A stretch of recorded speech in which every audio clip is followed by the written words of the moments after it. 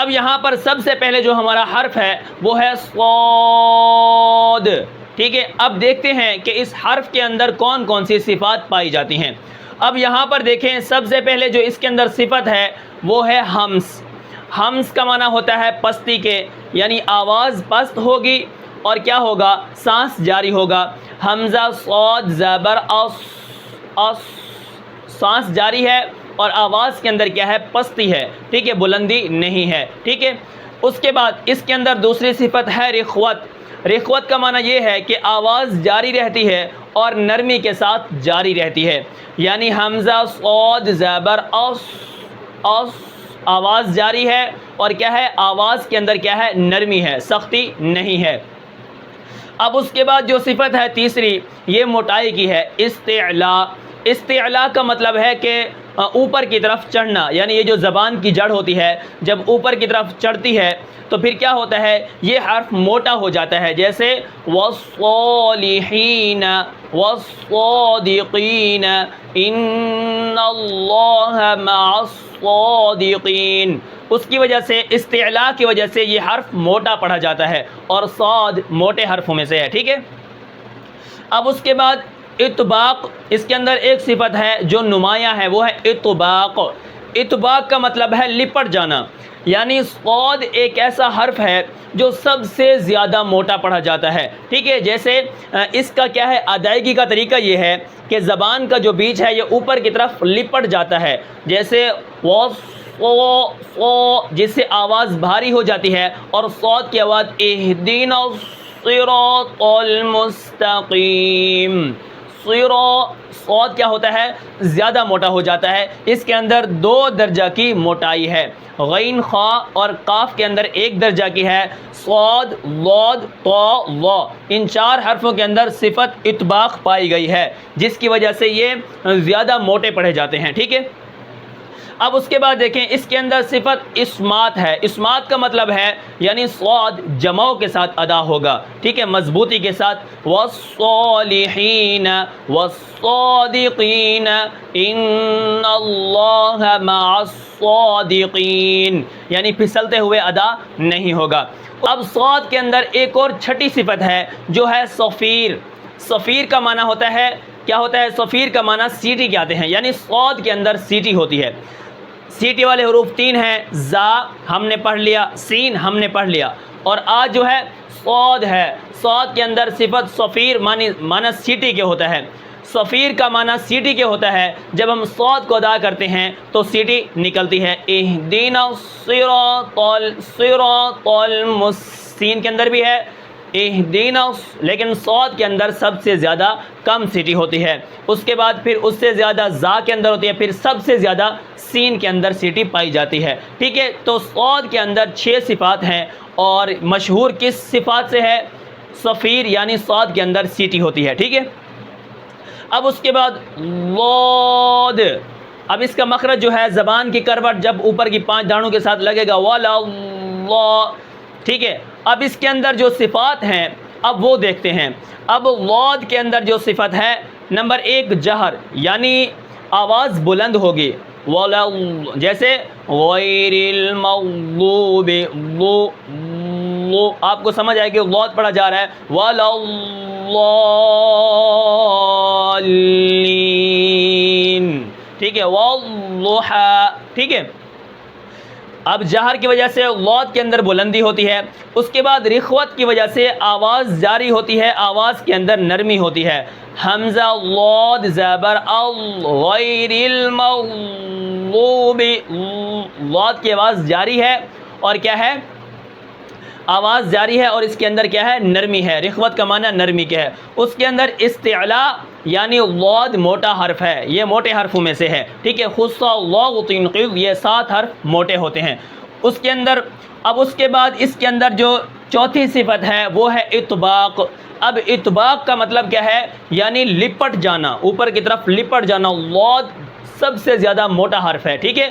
ضاد کو ہم کیا کرتے ہیں، موٹا کر کے پڑھتے ہیں. اس کے اندر 2 درجے کی موٹائی ہے، ایک استعلاء کی وجہ سے زبان کی جڑ اٹھے گی، دوسرا زبان کا بیچ بھی لپٹ جاتا ہے جس کی وجہ سے آواز بھاری ہو جاتی ہے. غیر المغضوب علیہم ولا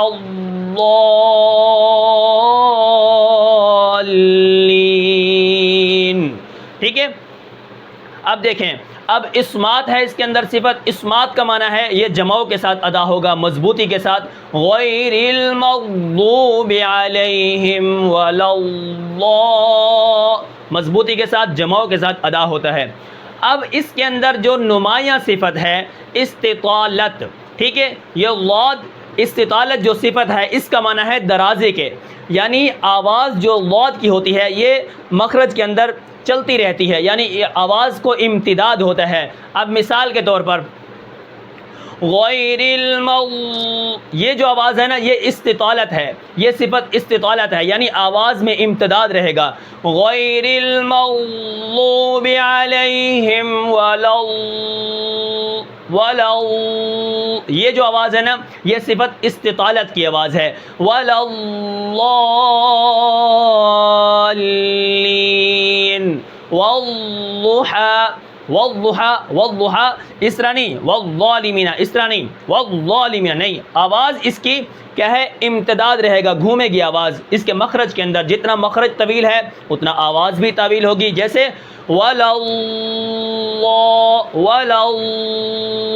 یہ اس کی ادائیگی ہے لاد کی. ٹھیک ہے, سننے میں آواز دال کے ساتھ مشابہ ہوتی ہے لیکن دال کے ساتھ نہیں ہوتی. نہ وا کے ساتھ آواز ہوتی ہے, نہ دال کے ساتھ ہوتی ہے, نہ ڈال کے ساتھ ہوتی ہے, نہ اسی طرح زا کے ساتھ ہوتی ہے. اب اس حرف کو جو صفت الگ کرتی ہے سب سے وہ استطالت ہے, یعنی اس کی آواز گونجتی ہے, اندر مخرج کے اندر چلتی ہے. یہ جو آواز ہے یہ اس لاد کی آواز ہے. ٹھیک ہے, تو آپ کو یہ حرف سمجھ آ گیا ہوگا, اور اس حرف کے اندر 6 صفات پائی جاتی ہیں. اب اس کے بعد بات کرتے ہیں طا اور ظا کی. ٹھیک ہے, طا اور ظا ان دونوں کے اندر کیا ہے صفت جہر ہے. جہر کا معنی یہ دونوں حرف کیا ہوں گے بلندی کے ساتھ ہوں گے. ٹھیک ہے, جیسے وطا جہر کی وجہ سے یہ کیا ہے آواز اس کی بلند ہے. اس کے بعد طا کے اندر شدت ہے یعنی سختی ہوتی ہے. والطارق طا کی آواز کے اندر کیا ہوتی ہے سختی ہوتی ہے. استعلاء کی وجہ سے یہ موٹا پڑھا جاتا ہے, اطباق کی وجہ سے اور زیادہ موٹا پڑھا جاتا ہے, یعنی 2 درجے کی اس کے اندر تفخیم یعنی موٹائی ہے. اب اس کے بعد دیکھیں اس کے اندر صفت اسمات ہے. اسمات کا معنی کیا ہوتا ہے یعنی مضبوطی اور جمعوں کے ساتھ. والطارق وما ادراک ما الطارق. ٹھیک ہے, اب اس کے اندر ایک اور صفت ہے جو اس کو نمایاں کرتی ہے, وہ ہے قلقلہ. کیا قلقلہ, جیسے وطو حمزہ طا زبر اطو. ٹھیک ہے, تو یہ طا کے اندر کیا ہے قلقلہ ہے, لیکن تا جو باریک ہوتا ہے با کے بعد جو تا آتا ہے اس کے اندر قلقلہ نہیں ہوتا. تبت یہاں پر قلقلہ نہیں ہے. ٹھیک ہے, حمزہ طا اطعمہم اطو یہ تا کے اندر کیا ہے قلقلہ ہے, تو ہم اس قلقلہ کو ادا کریں گے. یہ اس کے اندر 6ٹھی صفت ہے. ٹھیک ہے, اب نمبر 4 پر ہمارا کون سا حرف ہے لا. ٹھیک ہے, اب اس کو جب ہم پڑھیں گے تو اس کے اندر ایک صفت ہے جہر. جہر کا معنی بلندی کے, اس کی آواز بلند ہوگی. ٹھیک ہے, پس نہیں ہوگی. جیسے والظالمین. ٹھیک ہے, اسی طرح افلا ينظرون یہ جو آواز ہے اس کے اندر یہ کیا ہے جہر کی وجہ سے ہے, یعنی بلند ہے آواز, پست نہیں ہے. اس کے بعد رخوت ہے, حمزہ وا زبر ال, یعنی آواز کے اندر نرمی بھی ہوگی اور اس کی آواز جاری بھی رہے گی. افلا ينظرون الى الابل كيف خلقت. جار کی وجہ سے آواز بلند, رخوت کی وجہ سے آواز نرم ہوگی اور جاری رہے گی. استعلاء کی وجہ سے موٹائی ہے اس کے اندر. اطباق کی وجہ سے ڈبل موٹائی ہے, یعنی یہ موٹا پڑا جائے. افلا ينظرون الى الابل كيف خلقت. ٹھیک ہے, الى ربها ناظرہ. ٹھیک ہے, وا کیا ہے موٹا پڑھا جاتا ہے. اس کے اندر جو 5ویں صفت ہے وہ ہے اسمات. اسمات کا مطلب ہے سختی اور جمعوں کے ساتھ ادا ہونا. ٹھیک ہے, اب اس کے بعد نمبر 5 پر ہے عین. اب عین کے اندر صفت جہر ہے, یعنی عین کی آواز جو ہوتی ہے بلند ہوتی ہے. لا اعبد ما تعبدون ولا انتم عابدون ما اعبد. عین کی آواز سنائی دیتی ہے. ٹھیک ہے, اب اس کے بعد اس کے اندر دوسری صفت ہے توسط. حمزہ عین زبر نہ زیادہ آواز اس کی جاری ہوگی اور نہ اسی طرح آواز سختی اور جماؤ کے ساتھ رک جائے گی، ٹھیک ہے. اس کے اندر توسط ہے، نہ اس کی آواز زیادہ سخت ہوگی نہ اس کی آواز زیادہ نرم ہوگی، نہ اس کی آواز بند ہوگی جیسے حمزہ عین زبر آ، اس طرح آواز بند نہیں ہوگی، مطلب تھوڑی سی جاری رہے گی، نہ زیادہ جاری رہے گی اور نہ تھوڑی جاری. حمزہ عین زبر آ، لا اعبد ما تعبدون، ٹھیک ہے.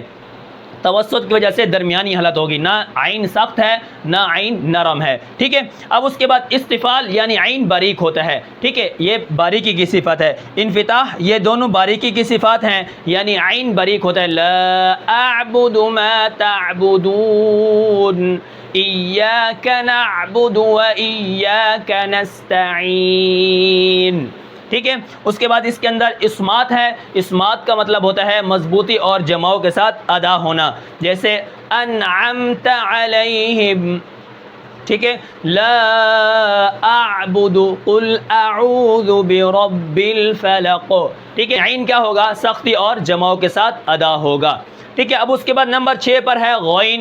اب غین کن حرفوں میں سے ہے؟ اس کے اندر کون کون سی صفات پائی جاتی ہیں؟ اب یہاں پر دیکھیں جہر. جہر کا مطلب ہے بلند. اغنا اغنا، ٹھیک ہے. غین کی آواز جو ہے یہ کیا ہوتی ہے؟ بلند ہوتی ہے، سمجھ آتی ہے، پست نہیں ہوتی. اس کے بعد اس کے اندر رخوت ہے، یعنی آواز جاری ہوگی اور غین کیا ہوگی؟ آواز بھی نرم ہوگی. رخوت کی وجہ سے نرمی ہوگی، آواز جاری رہے گی، ٹھیک ہے. اب اس کے بعد اس کے اندر صفت استعلاء ہے، یعنی غین موٹے حرفوں میں سے ہے، ہم غین کو موٹا کر کے پڑھیں گے، ٹھیک ہے. جیسے ما اغنا عنی مالیہ، ٹھیک ہے. اسی طرح غین کی جو جیسے یغشا غیر المغضوب، غین کو ہم کیا کریں گے؟ موٹا کر کے پڑھیں گے، اس کے اندر صفت استعلاء ہے. اس کے بعد انفتاح ہے. انفتاح کا مطلب ہے یہ کیا ہے؟ ایک درجے کی اس کے اندر موٹائی ہے، لیکن یہ جو صاد وا طا ظا ہیں ان کے اندر 2 درجے کی موٹائی تھی. اس کے اندر صفت انفتاح ہے، یعنی یہ 1 درجے کی موٹائی ہے. اگر اس کی موٹائی کو ادا نہ کیا جائے یہ حرف ناقص ادا ہوگا، جیسے ما اغنا، جیسے غیر، ٹھیک ہے، تو یہ ناقص ادا ہوگا. اس کے بعد اسمات ہے. اسمات کا مطلب ہے مضبوطی اور جماؤ کے ساتھ ادا ہونا. اب کیا ہے؟ عین اور غین کے اندر 5 صفات پائی جاتی ہیں: جہر، اسی طرح توسط، استفال، انفتاح، اسمات. اسی طرح وا کے اندر بھی کیا ہے؟ 5 صفات پائی جاتی ہیں، لیکن کیا ہے؟ طا کے اندر چھٹی صفات قلقلہ کی ہے، ضاد کے اندر چھٹی صفات استطالت کی ہے، اور صاد کے اندر چھٹی صفت کس کی ہے؟ صفیر کی ہے، یعنی سیٹی کی ہے. تو میں امید کرتا ہوں کہ آپ کو یہ سبق سمجھ آیا ہوگا، جس کے اندر میں نے صاد سے لے کر غین تک آپ کو حرفوں کی صفات بتائی ہیں کہ ان حرفوں کے اندر کون کون سی صفت پائی جاتی ہے اور ان کی کیا کیا خاصیت ہے، ٹھیک ہے. تو میں امید کرتا ہوں کہ آپ کو یہ سبق سمجھ آیا ہوگا. پھر ملتے ہیں انشاءاللہ اگلے سبق میں، تب تک کے لیے مجھے اجازت دیجیے. اللہ حافظ.